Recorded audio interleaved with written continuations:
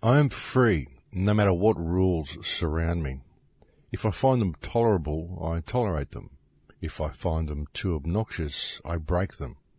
I am free because I know that I alone am morally responsible for everything I do.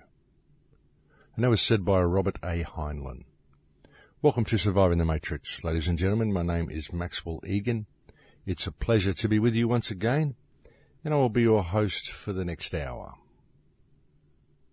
And I've got a few different issues that I'd like to talk about on the air today, folks. One of them is, of course, rules, because I think we really do need to address this stuff and see this society for what it is. And I'd also like to talk about intention and the power of intention. I think it's very important, the power of intention and the power of imagination and the role these things are playing in our world today. But before I do that, there's just a few other things that I'd like to just touch on for a few minutes, and then we can return and we'll get back to some discussion on the power of intention.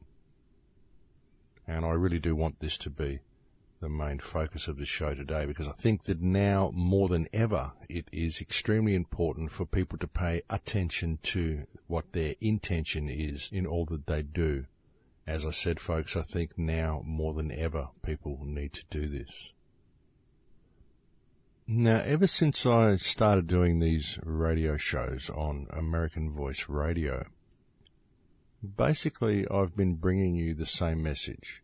The message has been one of unity and individual empowerment, and a series of presentations and what have hopefully been for people some deeper understandings of how the universe works and how reality works and what their relationship to reality is, because I believe this is very useful for breaking down division with people, and it's very useful for removing fear from the human psyche. And it's also been a message of freedom and brotherhood and a need to pay attention to what is going on in the world today. And I've been attempting to at least suggest some of the solutions that we may find to some of the problems. But by the same token, I've also hopefully conveyed to people an understanding that these solutions have to come from within. It has to be done by each individual out there listening to this, changing their heart space and changing their perspective of how reality works and changing things themselves on an individual level. And folks, there is most certainly a certain amount of urgency in us dealing with the problems that we face, and though the problems seem insurmountable when looked at on the playing field that we're given to look at them, because we're given a very compartmentalized playing field, but really when you step back a little further, I believe the problems have a simple solution, because I believe they are actually simple problems. It just depends on what your perspective of reality is. It just depends on what your perspective of reality and what your perspective of society actually is. And something else that I've attempted to bring to people during the shows and way back since the beginning is convey to you the necessity of restoring the unity to our community, the common unity to the community. After all, that is what the word is derived from. Community is derived from common unity, and that is what we are missing. And I've done this because I believe that it is only going to be through common unity and the actions of a united community that we are ever going to see any real change brought about.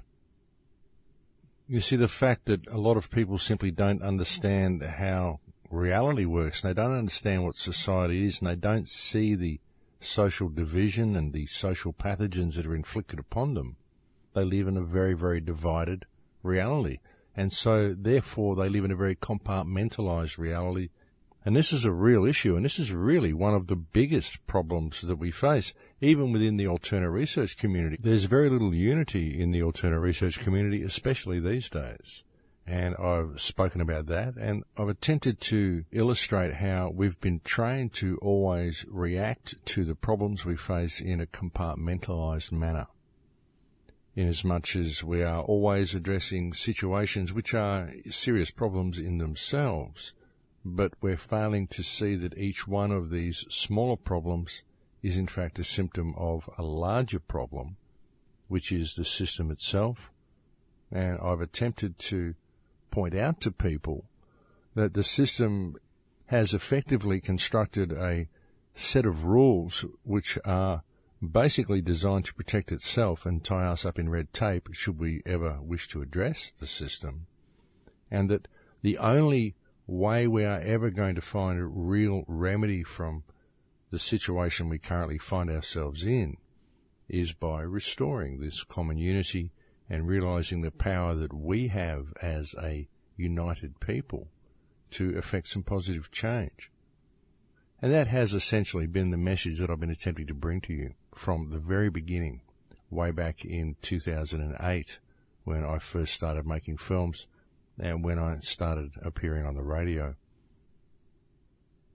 And I think in many ways we've made some positive progress in this direction, but also it's very noticeable to see the amount of divisionism that has been promoted at the moment and the desperate way people, especially within the alternate research community, because they're not having any real impact against the meme that they're fighting, they are turning their attention to other researchers and attempting to harvest energy from other people, because that way they can get more of a response.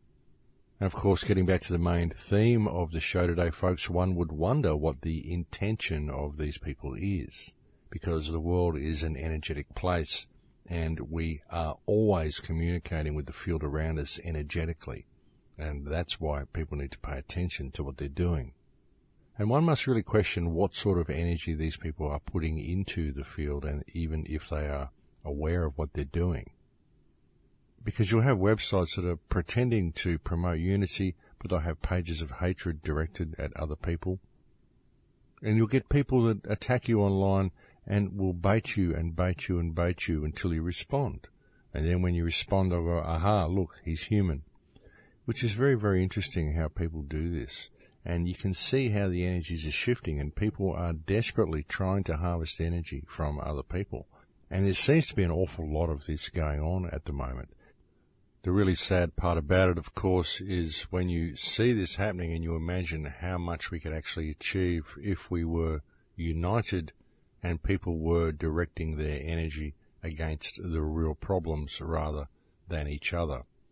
But unfortunately, we are not seeing this, and we are seeing a lot of energy harvesting happening, folks. It's happening not only in the alternate research community, it is happening on an individual level with many people that I'm seeing around the place as well, and many situations in many communities at the moment. And I think it's important that we pay attention and step back and view things from a wider angle so we can really see what's going on here. Things are just shifting. I was actually out driving through the country the other day, and you could literally feel different energies in different places as we were driving through this valley. And it felt like the residual energy of certain experiences that people within these areas had had. And it was becoming tangible and very noticeable. And I'm finding this with a lot of people. I think the energies are shifting within people, and people are becoming disconnected from source, and they're reaching out, attempting to harvest energy from other people because their reality seems to be slipping away from them a little bit. And I think we're going to see more of this, folks. I think we're going to see more of a separation of reality starting to happen, starting to occur as the energies are changing. I think things are going to expose themselves. I think that people with ulterior plans and ulterior motives are going to be exposed. I think all these things are going to come to a head over the next couple of years. And so just ride the wave, folks. If you're having trouble with people out there in your society and you're having trouble with certain energy vampires and psychic vampires around you, just try to ride the wave and realize that it's happening all over the planet. The energies are shifting, and there's certain, shall we say, dark energies and dark forces that are desperately trying to keep hold. And you're going to find a lot of people attempting to milk you of your energy at this particular time. But I think this is only because we are in a time of transition. We are in a time when dark forces are desperately trying to keep hold of human consciousness, because human consciousness is just skyrocketing. It really is. It's lifting off in an exponential way at the moment. I'm seeing so many people begin to wake up to how reality works, I'm seeing so much positive glow in the eyes of people that I know. And there seems to be much more positive things happening in the communities that I'm involved in these days as well. So that's a good thing to pay attention to. And it's important to understand that people are facing some pretty massive adversity at this time as well, but they're still keeping that positive attitude about them. They still have that positive shine in their eyes. It's just that there are forces that are surrounding them and energies that are surrounding them that are very much attempting to keep them locked down and keep them disconnected and keep them in a state of flux, keep them in a state of conflict. So I think it's important for people to understand what's going on here. Essentially, I just think it helps to be aware of the situation at the moment and not take things too personally when these attacks are directed towards you. And also be aware that a lot of the thoughts you may be having may be coming from external sources, a lot of dark, negative thoughts you may be having, and a lot of baiting that people are directing towards you may also be coming from dark external forces, and it's good not to enter into these debates. If you attempt to make your point and your point isn't made and it comes back as an argument, you really should step away. But it's getting more and more difficult to do this because the energies are trying to draw you in. They're trying to draw me in, and it's happening from all sorts of directions. And as I said, people then use this to prove to the world that you're actually human, which is amazing because it's what we've been saying all along, that we are all human and we are all in this together. And we've all got to stand our ground against these energies and these vampiristic tendencies that people are having, folks. Because the more you speak out and the more your message is true, you're going to find the more people will attack you and the more the energies will attempt to keep you down. And I really do think we're going to see an escalation of this over the next probably 8 to 10 months. So just be aware of that, folks. But as I said, folks, there is every indication that much of this is actually coming from sources external to the individual anyway, so it's very difficult to blame these people for their actions. And if you look deep enough, what you will probably also find is that if you react to a lot of the baiting that people are giving you, you'll find that a lot of your reaction may well be coming from sources that are external to yourself as well. So it's very important for people to pay attention at this particular time, because the energies really are shifting, folks, and there are many, many forces at play here. Now, as I mentioned near the start of the show, I wanted to direct a lot of today's broadcast towards the power of intention and the power of imagination. I think these are two very, very powerful and very underrated parts of our psyche.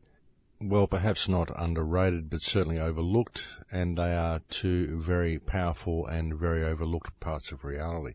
Really, if you look around you, everything that you see is a product of imagination. The house that you're in right now is a product of imagination. Someone had to imagine it before they could build it. I think I touched on this a little bit last week, where I mentioned the power of imagination, how we are quite literally living in a world that has been created via imagination. Everything that we've built, everything that we've made, everything this society has constructed, everything you're wearing, everything you're sitting on, the car that you drive, the house that you live in, the city that you inhabit, all of these things were constructed via imagination. And of course, imagination works hand in hand with intention, because someone, of course, had to intend to build something, which is why they imagined what they were going to build. And as I said, intention and imagination are two of the most significant and important aspects of human consciousness. Very notably, these were the two main focuses of Gnostic teaching when they spoke about the need to nurture the human creative spirit. They spoke very much about intention and imagination, and these two things they termed as enoia and epinoia. Enoia is intention and epinoia is imagination. And what we have seen in our society is a hijacking of our enoia and of our epinoia, a hijacking of our intention and a hijacking of our imagination, And our imagination has, as I believe I also touched on last week, been very much replaced with fantasy. And that is a lot of the problem that we are facing in the world today, is that we are intending the wrong things in what we do, very often quite unbeknownst to ourselves. We believe our intentions are pure because we are operating within the parameters of the three pathogens that infect all of Western society. And our imagination has also been hijacked and has been replaced with fantasy. Thereby we are never able to really achieve, with any real satisfaction, the goals that we set ourselves. We can achieve little goals, but it's never the way we thought it was going to be, because what we were given to imagine was actually a fantasy and was something that was not actually achievable. It always looks brighter on the box, folks, and when you get it home and unwrap it, it usually breaks within the first 5 minutes, and that's kind of the way our lives have been constructed on this same model, if you can understand the metaphor. And it's very important for us to become aware of these things, because imagination and intention are two things that can be manipulated and used as a control system, and this is very much the case. But because they are both such intangible things, people don't perceive them to be systems of control, but they really are. And by hijacking our imagination, those who are in control of the planet are able to coax us into creating what they want us to create. And I'll probably have to go off on a little bit of a tangent here to explain what I'm talking about, but when you look at what's really going on the planet, and I've done whole films about this, I've done films such as The Calling and Fight the New World Order with the Global Non-Compliance, where I spoke about the bloodlines that go way back to ancient Egypt and even beyond. This is essentially the Abrahamic bloodline, the Hebrew bloodline, which comes out of Egypt. Abraham, it would appear, actually usurped the throne in Egypt and changed his name to Amenemhet and actually sat as a pharaoh on the throne for quite a while. His son Jacob was known in Egypt as Jacobah, and you'll find parallels to the Hebrew story, the biblical story. You'll find this in Egyptian literature. There's actually a film put out by a lady whose name escapes me at the moment called The Ring of Power. I believe it was a 4 DVD set, was put out a few years ago. And she gave a very good breakdown of the way it all went down through Egypt and touched on the book of Abraham written by Antonio Lobolo, who actually exposed the fact that Pharaoh Amenemhet and the biblical Abraham were one and the same person. And this line actually continued until Tutmosis III, who exited Egypt, and it would very much appear that Tutmosis III was in fact the biblical Moses, and that this Hebrew line still continues today, very notably in London at the moment, where one of the main presiding families of the line still sits in power. You will find the Sphinx of Tutmosis next to the obelisk, which is actually Cleopatra's Needle that they've got there in London. Very telling that they would have picked Tutmosis to display there on the Sphinx, because it is the line of Tutmosis that actually sits on the English throne. Of course, we've also got the Stone of Jacob, the Stone of Stones, the Stone of Destiny, also sometimes called the Stone of Scone, which sits beneath the coronation throne. And this is the very same stone that is recounted in biblical tales as the Stone of Jacob, that Jacob rested his head on when he dreamed of Jacob's ladder.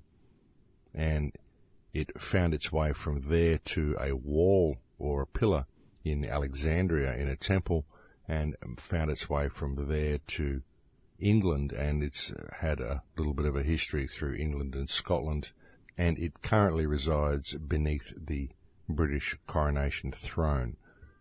Jacob, of course, as I said, being the Egyptian Jacobah, son of Pharaoh Amenemhet, who it would appear was the biblical Abraham, who held the throne in Egypt. This is the very same stone, and this is the very same bloodline. So as we can see, this goes way back, and there is a ruling hand that has been in place on this earth for a very, very long time. and they hold an enormous amount of power on this planet and control the system in very, very many ways. You'll find linked to these bloodlines, you'll find the banking cartels, the oil cartels. It's all one big family, folks. The Vatican money is looked after by the Rothschilds. It's the Vatican system and the church system that actually puts the monarchy on the throne around Europe and actually is the one that crowns the kings and queens throughout Europe. So it's all tied together, and it's a very, very powerful controlling hand. The same hand controls the media. The same hand puppeteers most governments around the world. And there is this huge control system that's been put in place. The one wild card in the whole thing is the people, because they really never know how the people are going to react. They've done major studies on how people should react and how they expect people to react. There's been people such as Edward Bernays put out books such as Propaganda. There's been the work that was done by Sigmund Freud, his uncle. And there's been an enormous amount of study done into human behavior and how to mold human behavior. But really, we're not quite as moldable as they would like, and certainly not as much as they would have us believe. Indeed, we do see vast amounts of the population that are herded into situations and corralled into certain ideals. But on the whole, it only looks to be organised on the surface. Really, when you get inside and you look at the people individually, you find that most of these people are reasonably discontented in the way their lives are controlled. They may be contented in some aspects, but they're discontented in others, and if any of them are given time to think, they can look below the surface and see that something is definitely not right.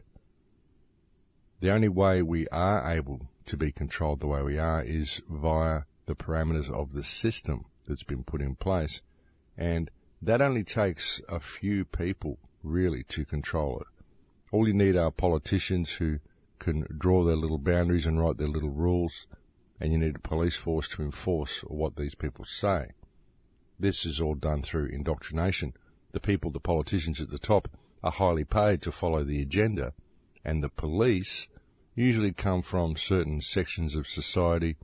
They've had troubled youths, they've had a chip on their shoulder, they've had a hard time at school, and they are groomed for the job. They are selected from certain cross-sections of society that are going to fit the bill, and so they carry out the will of the politicians without a question, because that's the sort of mindset that they have.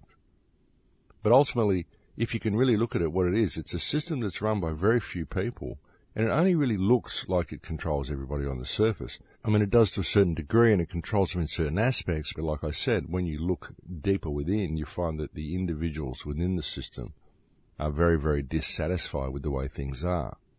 And that's the wild card, because it's almost like a tinderbox ready to explode. Any moment it would just take one spark at any time, if it was the right spark, and the whole thing could simply flare up out of control.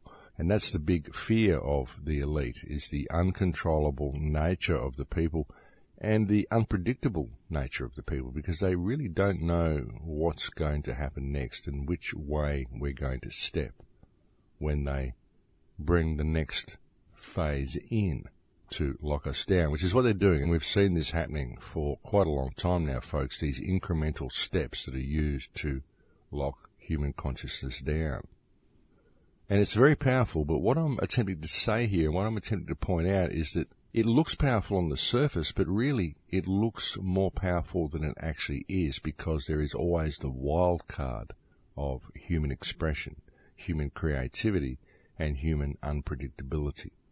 No matter how many studies they've done on us, folks, we are still an unpredictable species who is liable to react in adverse ways when pushed into a corner too hard.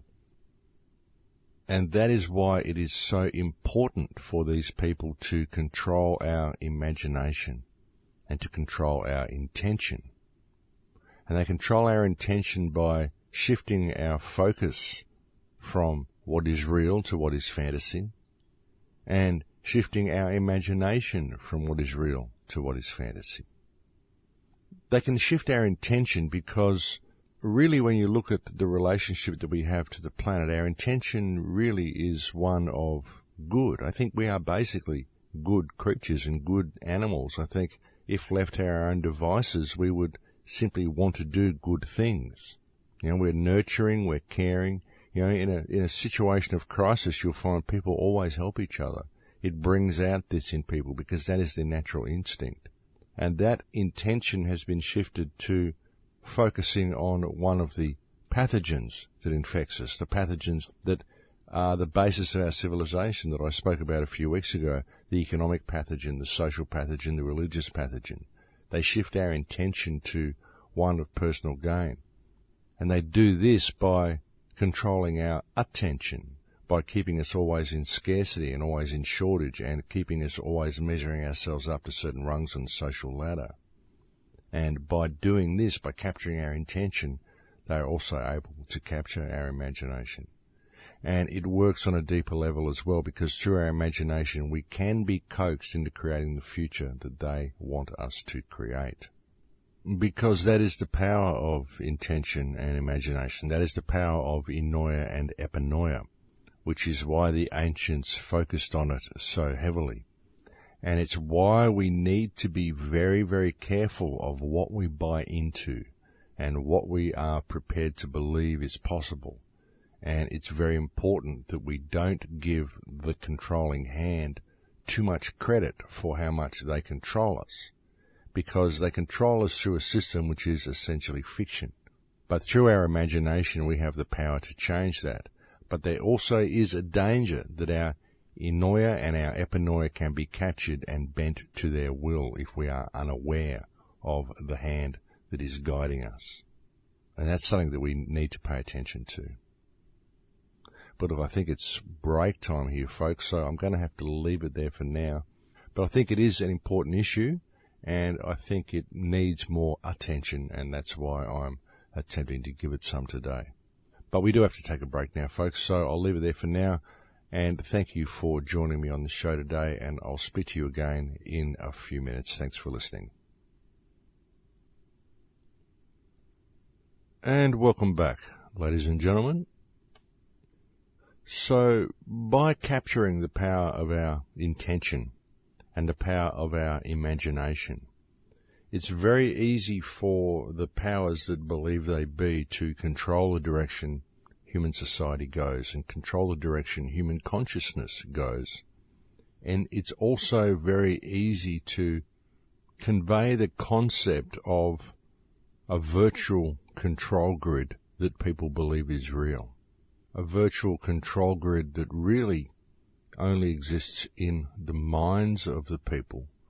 And this is achieved by removing the people of any knowledge of the real power that they hold, the real knowledge of their own personal identity, the real knowledge of how people are connected to the universe, and the real knowledge of the power of their intention and imagination, the power of their enoia and epinoia. And if you can convey to people the concept that the government is all too powerful for you to ever stand against, and that the whole legal and social systems and economic systems and the whole pathogenic society inflicted upon us is real, then the power of our imagination will make it real. And we can also imagine these people to have far more power than they've got, and thereby grant them that power and create that power for them through the power of our imagination, because it is imagination that creates everything.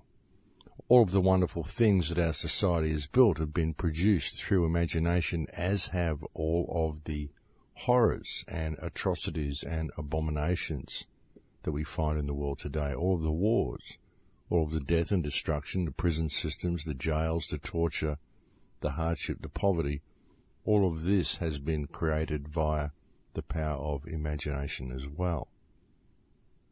So it's very important for us to pay attention, because most certainly there is a control system there. It's an ancient bloodline that goes back centuries.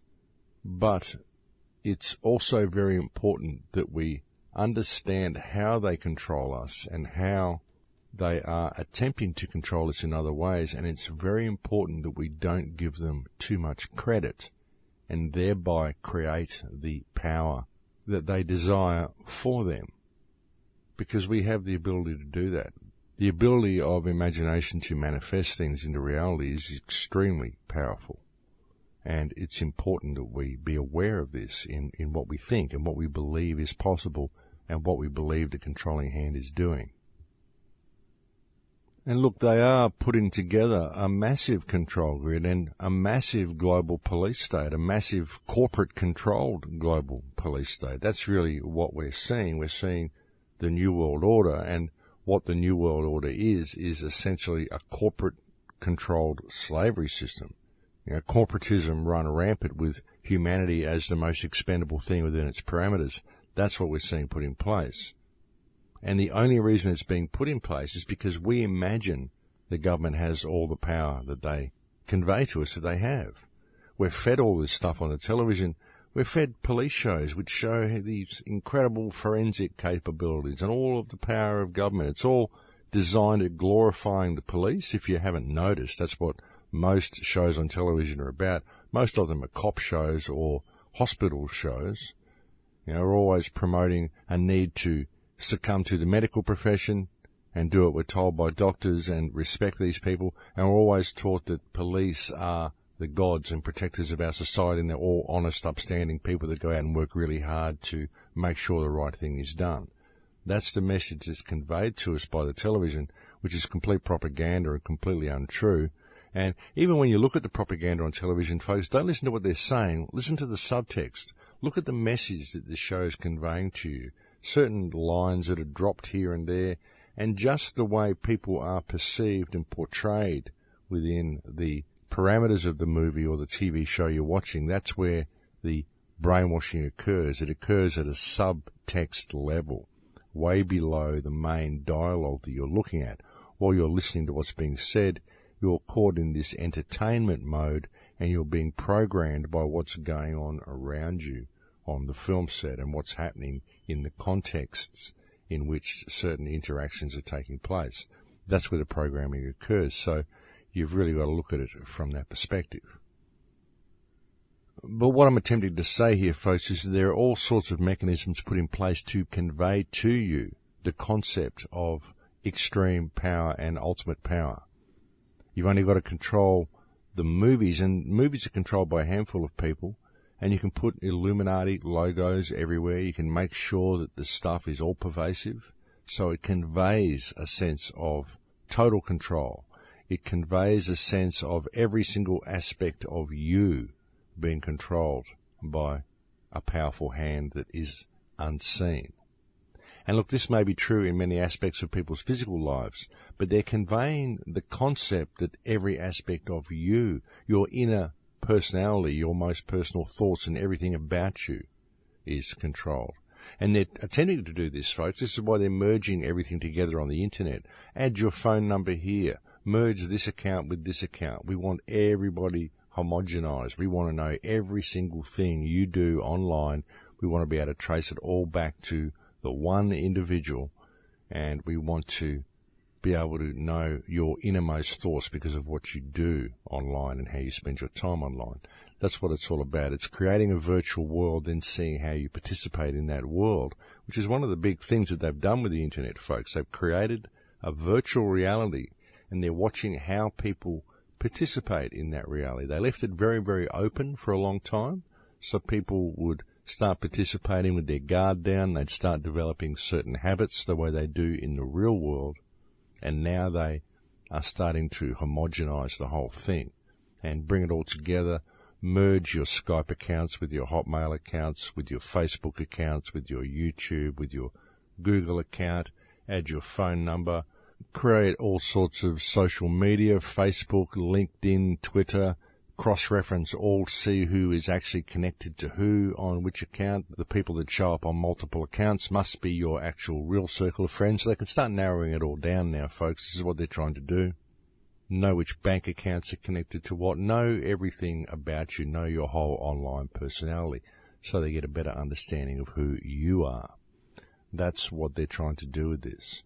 And so it's good to be aware of this, but at the same time, you cannot allow these people to have more power than what they actually hold. You can see by their attempts to do this in the virtual world that they really don't have the power that we perceive them to have, because if they did, they wouldn't be attempting to consolidate all this information now. They'd already know it. But it's important to see what they're attempting to do, and so it's therefore very important for us to, right now, remember the power that we have, and to start making some noise, and to start holding these public trustees accountable for their actions. You see, we don't have to follow their rules, folks. Their rules are just stuff that they put in place. That's what governments do. They go into big buildings and they start writing rules in books. That's all government is, folks. It's just a bunch of rules that are written in books. People go there and they start discussing these rules, and they start discussing how to make new rules. That's all politicians do, folks. Otherwise, they wouldn't have a purpose.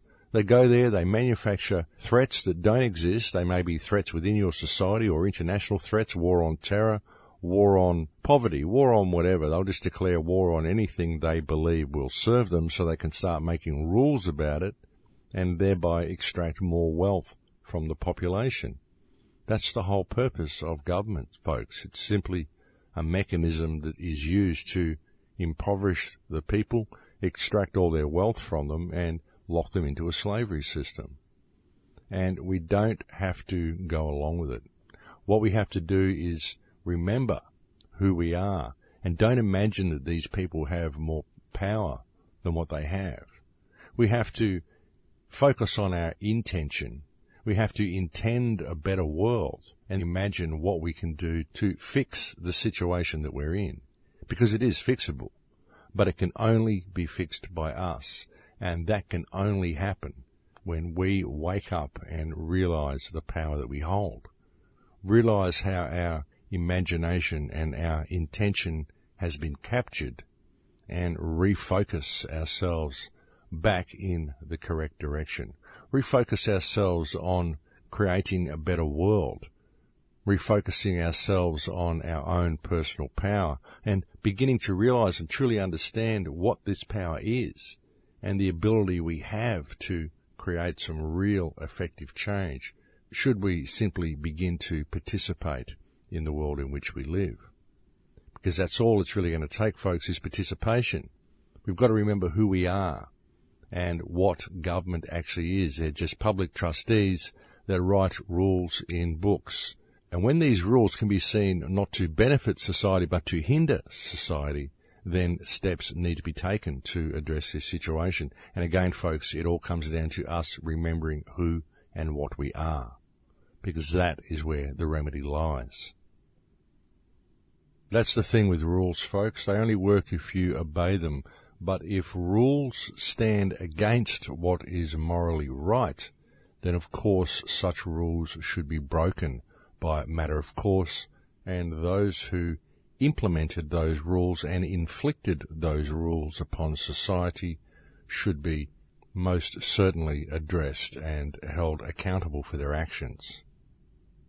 But that's something we don't do, folks. We just don't hold our rule makers accountable for their actions.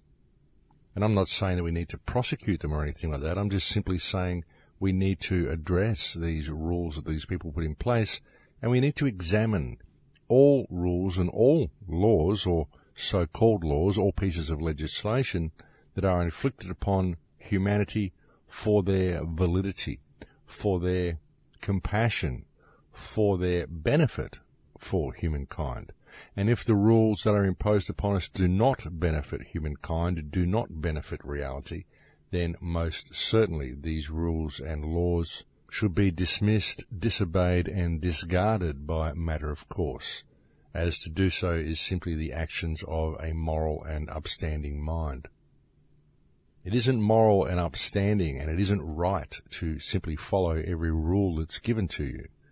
It's important to understand that these rules are implemented by public trustees, and that if they do not serve our society and serve humankind and empower humankind, then such so-called laws are of no use and obviously benefit only those who impose them upon the rest of the world. And a lot of the problems that we see in the world today actually come from our willingness to obey virtually every piece of legislation that's handed to us and called law. And when we attempt to address the many problems we face, we have been conditioned to think within those parameters and to believe that we have to operate within those parameters. But it's a psychopathic legal system, folks, and you're never going to fix the problems. We are never going to fix the problems that we face in this world today if we operate within the parameters of the legal system. What we have to do is to look at where the legal system comes from and understand what our relationship to those who constructed the legal system is. I've gone through this on so many shows, folks. I've spoken about the trust agreement that exists between ourselves and government, and it goes above trust law. I'm not talking about any type of law or any type of man-made construct. I'm simply talking about the fact that all of mankind is of equal standing on this planet, and that those that we elect to office in our governments are simply those that we entrust to manage our future and to manage the infrastructure of our society for us. And what these people are doing right across the world is they are extracting the resources of the planet, and they are stealing the wealth from the people. They're impoverishing the people, and they are doing it by running a system of slavery, which is what we have, folks. We've got a system of debt slavery that exists right across the Western world. And really the only people that are free of debt slavery these days are tribal cultures. And I'm not saying we need to return to being tribal cultures. I'm simply pointing out that we live in a situation of debt slavery that is being perpetrated by those we elect to office, who are in fact public trustees. And the reason we are never able to address this situation effectively is because we have forgotten that our relationship to these people is one of trust. It's a trust agreement, folks, as are all relationships that you have with anybody. It's all based on trust. And until we can look at things from this perspective, we're never going to find successful remedy in anything that we're attempting to do. For example, the coal seam gas issue. Very, very interesting issue, very significant issue, very important issue. It's something that affects every man, woman and child on the planet. I said a couple of years ago that I believed it was going to be a mechanism that would be beneficial in uniting a lot of the community, and we've seen this very much. It has brought together many different sections of the community, and it has united them to a common cause, and that has been very good to see.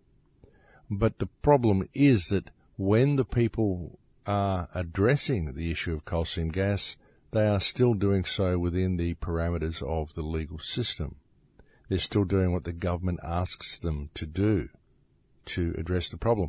But the government creates all of these laws in order to prevent people from addressing the problem. Whereas if people were to suddenly realise what their relationship with government is, that it is in fact a trust agreement, that we elect these people to office to act on our behalf, and they are failing to do so, then we could approach the matter in a different way.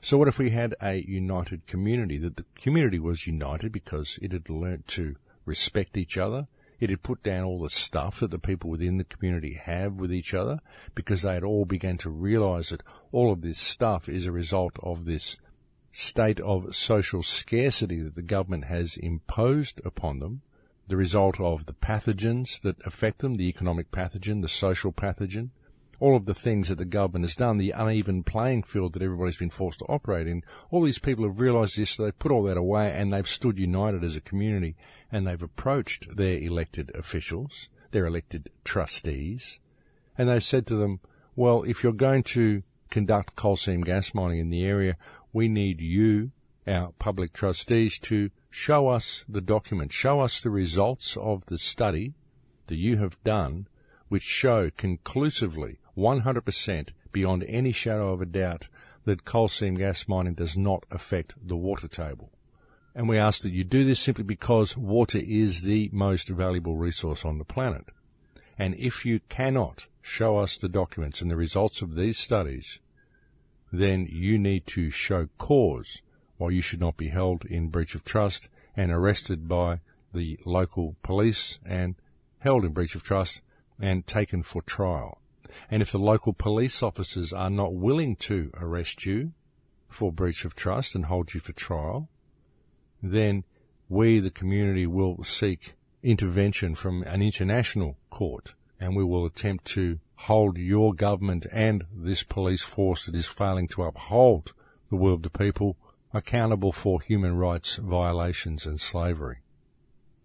I mean, it's a pretty strong attitude, but something like that would at least cause some public attention.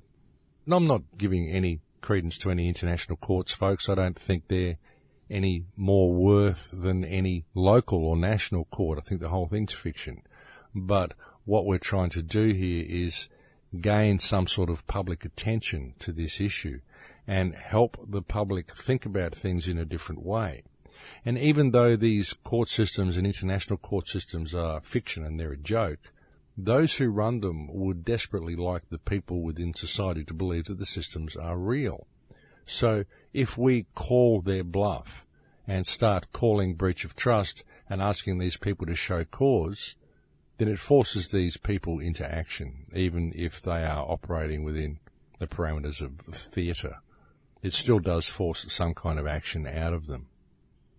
But again, folks, we can only do this and achieve any type of result if we have a united community, and we can only have that if we have begun to respect and care for each other.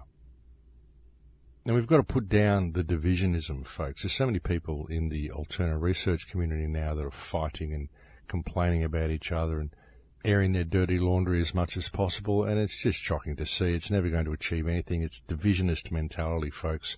Divide and conquer. That's what the powers that be, or powers that believe they be, would like us to do and would like us to continue. So people really need to be careful of what programs they're running, because there are a lot of programmed people out there these days. And everything seems to be coming to a head, folks, and I really believe we've got to put down the differences and start standing together as one united front, because that's the only way we're ever going to be able to bring about some positive change. We've really got to put down the divisionism, put down the hatred, stop judging people, and find some positive path to move forward. But, you know, the only way we're going to do that, the first thing we have to do, if we are going to move forward, is we have to rein our public trustees in and set the ship of state sailing back in the correct direction. We've really got to take the matter in hand as a whole. There's no good starting alternate communities. We've got to fix the one that we've got, and that is really going to take positive action by the people. So we need to find a way of implementing this positive action. We need to find a way of creating some sort of united public front that can take the bull by the horns, so to speak, and address this situation as publicly and as eloquently as possible. It really has to be done, folks. We have to stop being so politically correct in what we do and what we say, and we have to start calling a spade and asking these perpetrators and these psychopaths who currently run the global slavery system to show cause why they should not be held in breach of trust. I think we can do it, folks. I really do, because everybody in the community has some sort of a problem with government. Everybody is in a state of hardship, unless it's some corporate head who is spending their lives ripping off other people, but then they're probably part of the psychopathic mentality. But the normal people in society, people just in everyday life and everyday jobs, just living within the parameters of this system, every single one of them is in a state of hardship due to the imposition of this economic model, due to the encroachment of more and more laws and more loss of rights and loss of liberties. And we need to pay attention, and we need to change the direction we're going in, folks, because we're the only ones that are going to do it.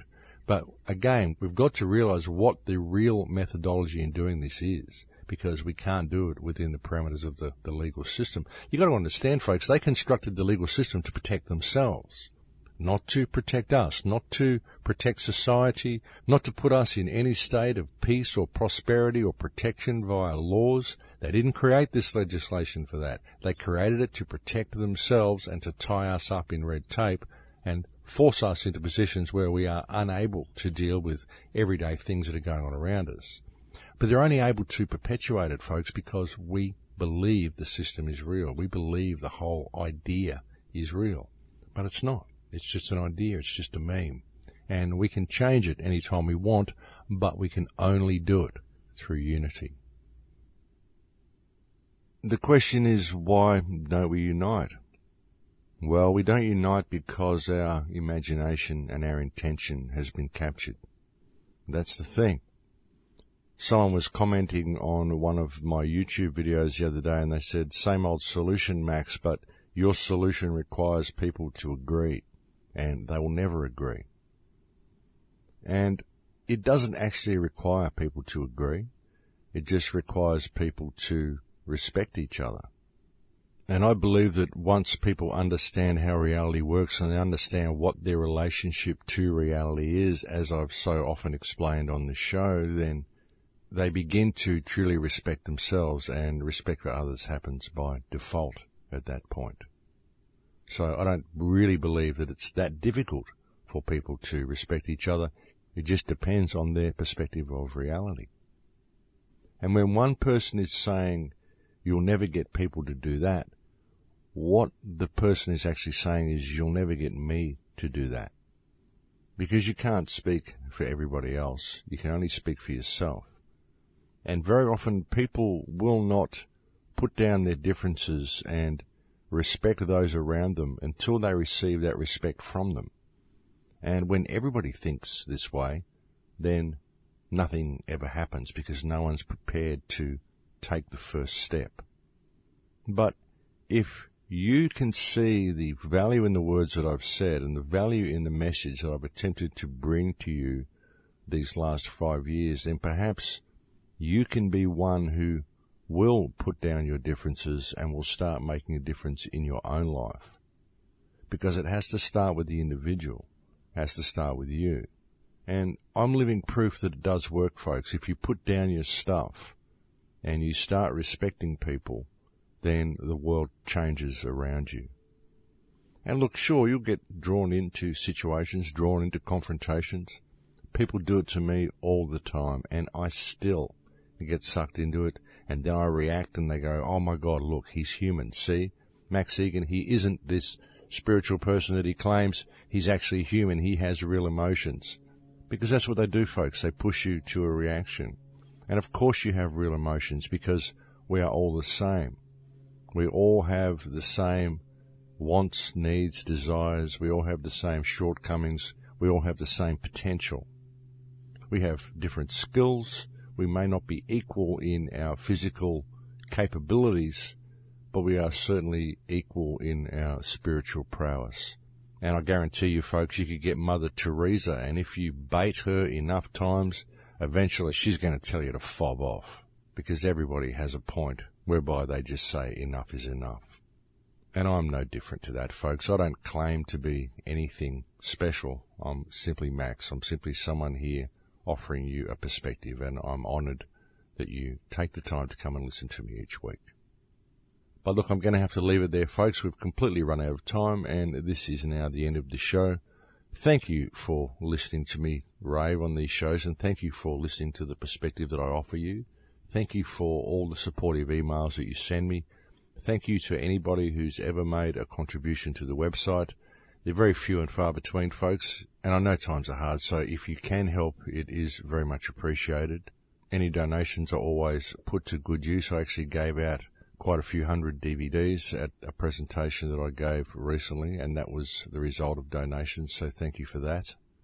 But we are out of time, folks. Thank you for joining me on the show today. I will look forward to speaking to you again next week. Please take care. Until then, in Lakesh.